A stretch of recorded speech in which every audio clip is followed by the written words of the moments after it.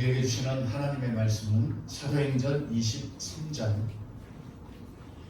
12절부터 35절까지입니다. 사도행전 23장 12절부터 35절까지 말씀 믿음을 함께 선포하시겠습니다.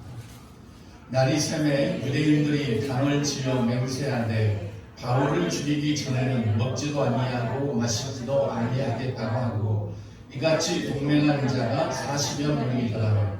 대제사장들과 장로들에게 가서 말하되 우리가 바울을 죽이기 전에는 아무것도 먹지 않기로 굳게 맹세하였으니 이제 너희는 그의 사실을 더 자세히 물어보는 척 하면서 공회와 함께 천부장에게 청하여 바울을 너희에게로 데리고 내려오게 하라.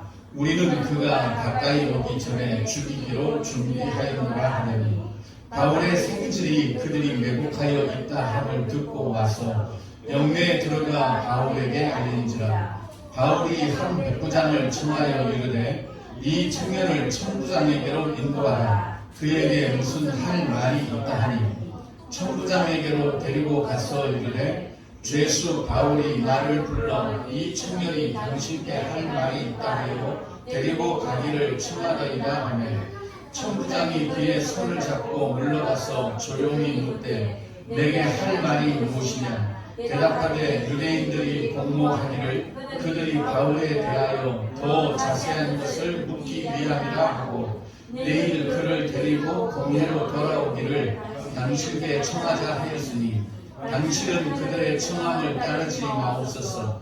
그들 중에서 바울을 죽이기 전에는 먹지도 않고 마시지도 않기로 맹세한 자 40여 명이 그를 죽이려고 숨어서 지금 다 준비하고 당신의 허락만 기다리나이다 하니 이에 천부장이 청년을 보내며 경계하되 이 일을 내게 알렸다고 아무에게도 이르지 말라 하고 백부장 둘을 불러 이르되 밤 제3시에 가이사라까지 갈 보병 200명과 기병 70명과 창병 200명을 준비하라 하고 또 바울을 태워 총독 벨릭스에게로 무사히 보내기 위하여 짐승을 준비하라 명하며 또 이 아래와 같이 편지하니 일렀으되 글라우디오 루시아는 총독 벨릭스 가깝게 문안하나이다. 이 사람이 유대인들에게 잡혀 죽게 된 것을 내가 로마 사람인 줄 들어 알고 군대를 거느리고 가서 구원하였다.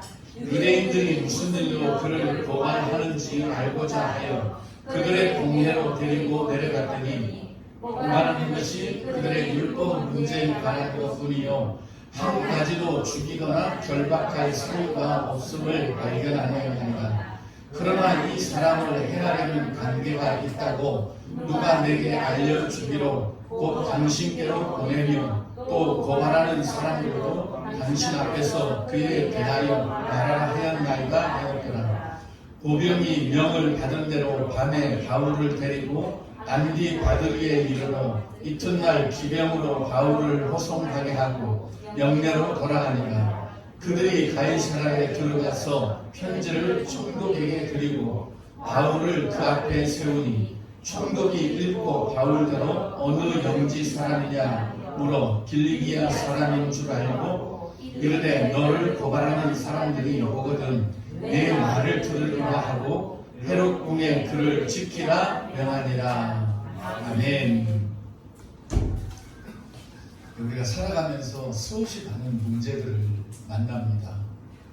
아무리 해결하려고 해도 이 문제가 해결되지 않는 그런 산적한 문제들 때문에 어느 순간부터 우리의 마음은 또 지쳐가기도 하고 또 인생의 커다란 의미를 찾지 못하는 그런 문제에 봉착하게 됩니다.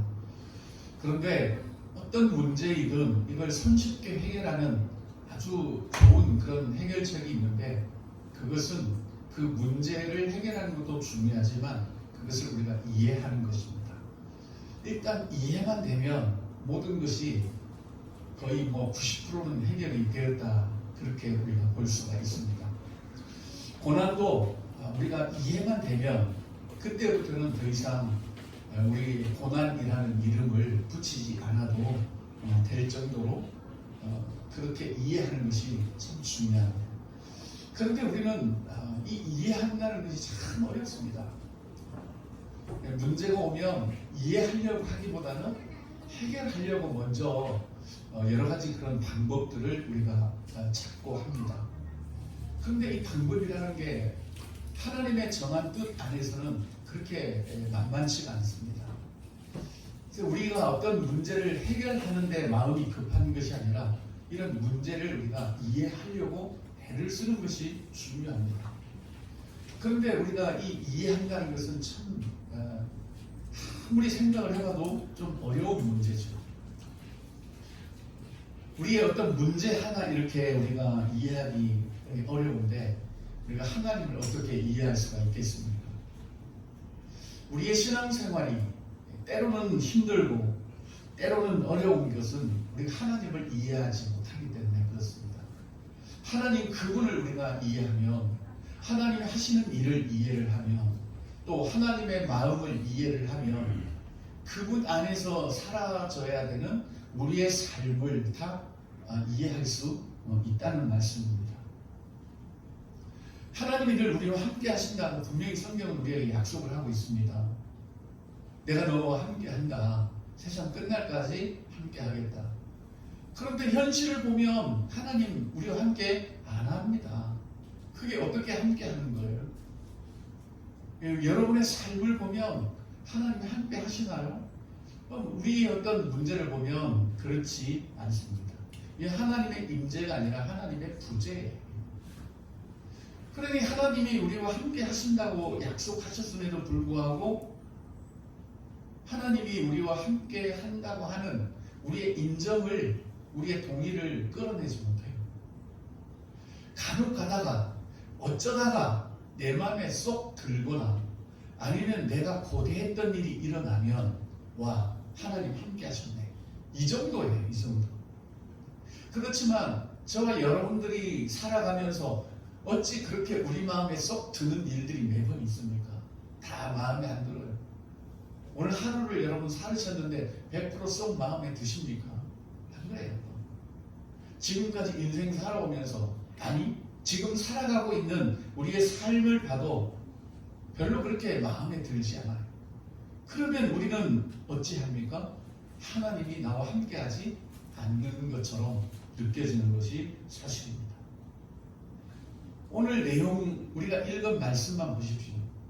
하나님은 바울과 함께 하십니다.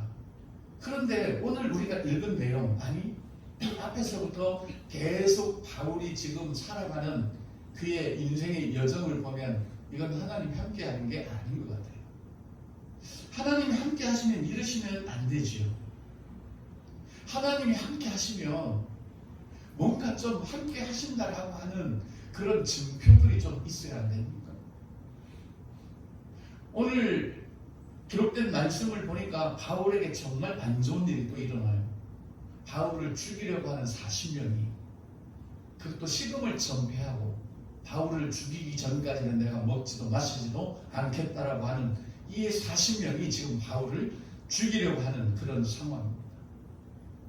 그리고 바울은 또 끝내는 이 총독에게로 인도되어서 지금 옥에 갇혀있는 이런 황당한 삶 아닙니까? 그런데 성경은 뭐라 그러죠? 우리가 11절 읽었잖아요. 지난주에. 또 로마에 가서도 나에 대해서 증언해야 된다. 이건 뭐죠? 지금 주님이 개입하고 있다는 거죠. 아니 우리가 믿는 예수님이 무지하시거나 아니면 야박한 분 아니잖아요. 또 나 이 예수 그리스도에 대해서 로마에 가서 너도 증언해야 돼. 근데 네가 알아서 해. 이런 분 아니지 않습니까? 우리를 보내실 때 성경은 분명히 약속합니다. 땅끝까지 이르러 내 증인이 되라. 내가 너희와 세상 끝날까지 항상 함께 하겠다. 이거 우리 믿지 않나요? 우리 분명하게 믿습니다. 우리가 땅끝까지 가더라도 주님이 항상 함께 하겠다는 거 우리 믿어요. 하나님은 그런 약속에 신실하신 분이시고 1.1획도 헛되이 하나님은 내뱉는 분이 아니십니다. 기록된 말씀, 하나님이 우리를 향해 약속하신 내용은 다 이루어집니다. 그렇게 하셨단 말이에요. 그래 바울도 땅 끝이 아니라 지금 로마에까지 가야 되는 그런 여정인데 주님이 분명히 바울에게 나타나서 너 로마에 가서도 나에 대해서 증언해야 된다라고 이렇게 개입하시고 간섭하시고 그렇습니다. 바울을 혼자 보내지 않아요, 하나님께서. 그런데 바울이 가는 길을 보면 이게 도대체 하나님이 함께 하는 길이냐, 이런 의아심이 들 정도로 고난의 연속이죠. 야곱이 고백했던 것처럼 험악한 세월을 지금 이 바울도 보내고 있는 거예요. 이렇게 예수께서 친히 개입하시고 이 바울을 로마에까지 보내시는 분도 주님이시는데, 그리고 주님은 바울 혼자 보내는 것이 아니라 바울과 친히 함께 가시겠다는 이 약속을 지금도 이루어 가고 있는데, 그럼에도 불구하고 이 바울의 여정을 보면 항상 고난과 결박과 매맞는 것, 이게 지금 바울이 가는 길이에요. 이게 어떻게 하나님이 함께 하시는 길이냐, 우리에게 참 이해할 수 없어요.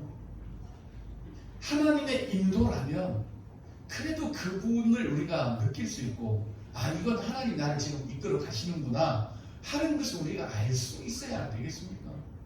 그래야 하나님이 나와 함께 하신다라고 우리가 고백할 수 있는데 그렇지 않거든요, 지금. 그래서 우리는 하나님의 이런 함께 하시는, 그리고 하나님이 우리를 인도하시는 그런 방식을 우리가 이해를 해야 됩니다. 그래야 우리의 어떤 신앙생활의 삶이 이해가 이제 되기 시작하는 겁니다. 하나님이 우리를 인도하는 방식은요, 그리고 하나님이 우리와 함께 하시는 방식은요, 항상 목적지만 말씀하세요. 목적지만. 여러분 이해되십니까? 항상 목적지만 이해하세요. 오늘 말씀도 보면 너 로마에 가서 나에 대해서 증언해야 돼. 이것만 말씀하세요. 주님 로마까지 그럼 내가 어떻게 가야 됩니까? 그거 말씀 안 하세요. 그리고 그 가는 길이 어떻든지 간에 별로 그렇게 크게 개입 안 하세요. 그게 하나님이 우리를 인도해가는 방식입니다. 항상 결론만 얘기해요. 어찌하든 너 로마에서도 나에 대해서 증언하게 돼. 그런데 가는 길은 험난해요. 이런 유사한 그런 하나님의 인도 방식이 구약에도 많이 나타나죠. 하나님 모세를 부르셨습니다. 모세야, 이 백성들을 구해내라. 하나님, 그러면 하나님이 이 백성들을 구원하는 그 어떤 증표를 내가 어떻게 알 수 있겠습니까? 이 백성들이 시내 산에 가서 나의 희생 제사를 드릴 거야. 끝이에요, 이게 다. 하나님은 항상 그러세요. 또 야곱 볼까요? 하나님이 야곱 택하셨습니다. 큰 자가 작은 자를 섬기리라. 그런데 그 일이 이루기까지 야곱의 인생은 어땠습니까? 야곱의 인생이 평탄했습니까? 아닙니다. 엄청 험악한 세월을 보냈지요. 그럼에도 불구하고 하나님은 그냥 어떤 결론만 말씀하세요. 큰 자가 작은 자를 섬기게 될 거야. 그런데 그 가는 길은 수십 년 동안 험난한 여정이라는 거죠. 오죽했으면 바로 앞에서 내가 험악한 인생을 살았다라고 그렇게 고백하겠습니까? 이 하나님이 인도에 가지는 그런 방식입니다. 그냥 목적지만 찍어보세요. 그런데 가는 길은 하나님이 함께하지 않는 것 같습니다. 예수님도 신약에서도 보여주셨죠. 우리가 저편으로 건너가자. 그러면 뭐 비행기 타고 가듯이 휙 건너가면 얼마나 좋아요. 왜 풍랑이 일어나는 거예요? 왜 죽게 생기는 그런 상황들이 오냐고요. 참 이해할 수가 없는 그런 부분들입니다. 오늘도 마찬가지죠. 로마에 가서 예수님에 대해서 증언하게 될 거야 그랬으면 가는 길을 좀 번듯하게 해주시든지 그래야 되는데 곳곳에 바울을 죽이려고 하는 사람들이 지키고 있고 매복해 있고 그렇단 말입니다. 이게 어떻게 하나님이 우리 인도에 가시는 거라고 할 수 있겠습니까? 그런데 가만히 들여다보면 우연인 것 같지만 아주 그런 필연적인 사건들이 계속 일어나고 있죠. 바울이 예루살렘에서 폭도들에 의해서 그만 죽어가는 그때에 하나님은 천부장을 보내잖아요. 소문이 천부장에게 들린 거거든요. 그래서 천부장이 가서 가까스로 구해냅니다. 오늘도 이 바울의 생질이라는 이 사람이 없었으면 어떻습니까? 바울 외국분들에게 죽음을 면치 못했을 겁니다. 그런데 또 우연히 들은 거예요. 그들의 작당 모의를 들었단 말이에요. 여러분, 그런 계략을 짜는 것을 듣기라는 것은 그렇게 쉬운 일이 아닙니다. 그런데 들었어요. 어떻게든 들었어요. 근데 그걸 듣고 또 이제 바울에게 가서 이러이러하더라. 그러니까 바울은 또 백부장을 불러서 이 사람을 천부장에게로 데려가라. 또 천부장은 또 이제 또 이랬어. 그냥 하나님이 이게 들통나면 그냥 확 한번 쓸어버리든지 그렇게 그런 방법을 하면 바울도 진짜 힘이 날 거예요. 진짜 우리는 바울을 이 밭자루 입에 올리지 못할 정도로 이 바울은 진짜 소갈머리가 없는 건지 아니면 하나님을 100% 이해했던지 둘 중에 하나인 것 같아요. 근데 바울 똑똑합니다. 속없이 이렇게 바보처럼 살지 않아요. 바울은 이해를 했습니다. 하나님이 내 인생의 목적지를 찍어놨다면 나의 가는 길이 어떠할지라도 나는 그 길이 나의 기쁨이 된다는 거죠. 그래서 살아도 나는 주님을 위해 살고 또 죽어도 주님을 위해 죽는다라고 고백하는데 이건 어떤 의연한 그런 결단이 아니라 내가 살아도 주님에 의해서 살고 죽어도 주님에 의해서 죽고 살아 죽으나 나는 주님의 것이다. 이런 고백을 이제 바울은 하게 되는 겁니다. 그러니까 이해를 한 거예요. 바울은. 하나님이 나를 어떻게 인도해 가시는지 이해를 하지 못하면 지금 이 바울의 여정을 살아낼 수 있는 사람들이 없지요. 우리는 조금만 우리 마음에 안 들고 서운해도 막 하나님 막 타박하고 그러잖아요. 이러려고 나를 부르셨습니까? 잘 먹고 잘 살게 냅두지 왜 나를 부르셔서 막 이렇게 가십니까? 여러분 한두 번쯤은 그런 하소연을 해본 적이 있을 겁니다.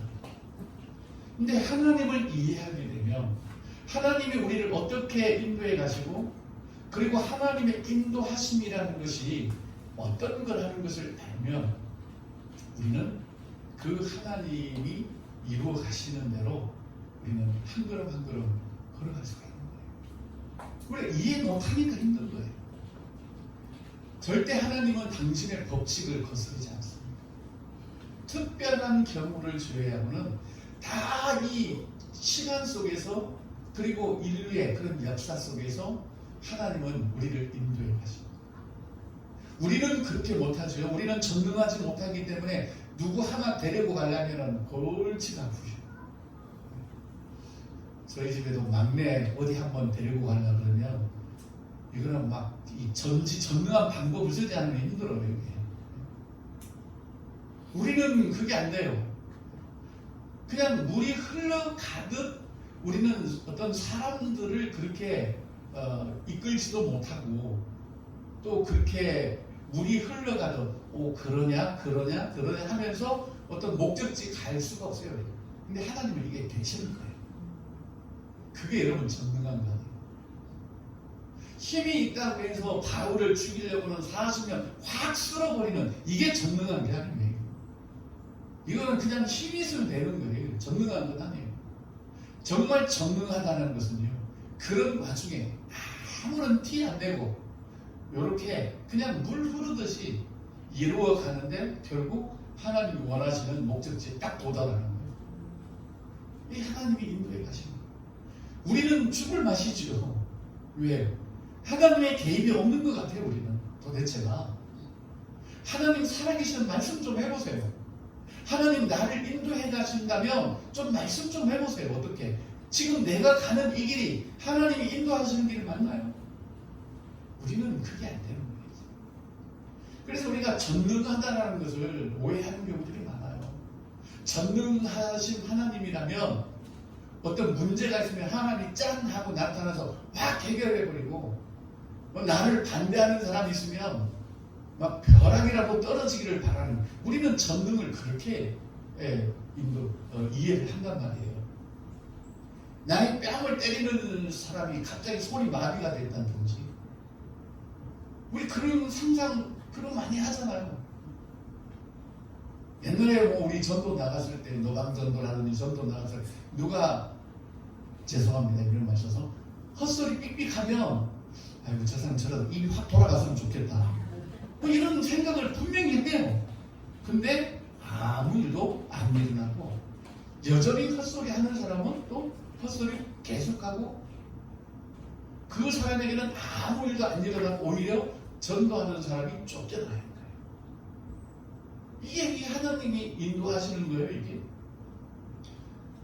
우리는 전능성을 자꾸 그런 쪽으로만 생각을 한단 말이에요.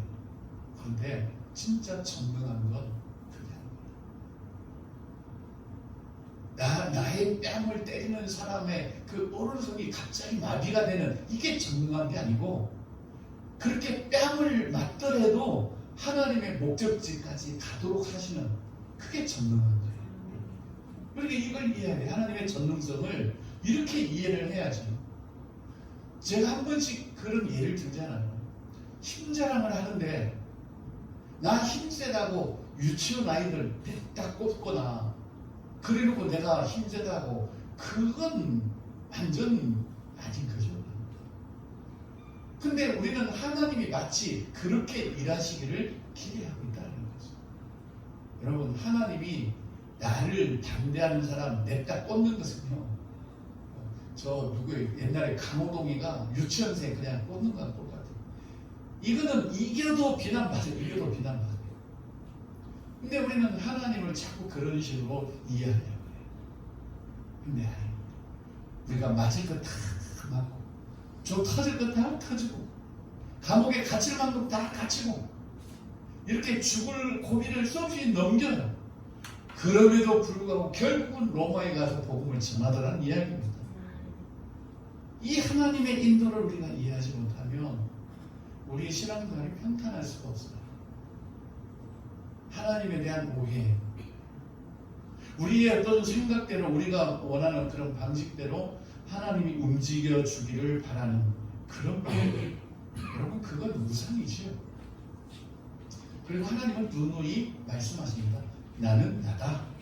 하나님 누구십니까? 하니까 나는 나야. 나는 스스로 있는 자야. 어떤 간섭도 받지 않고 당신의 어떤 목적을 이루시기 위해서 40년이 매복해 있다 하더라도 하나님은 하나님이세요. 그래서 그 일을 이루어 가실 겁니다. 저와 여러분들이 핍박과 환난을 당할지라도 하나님이 찍어놓은 그 목적지에 우리는 도달하게 돼요. 그게 하나님의 인도 방식입니다.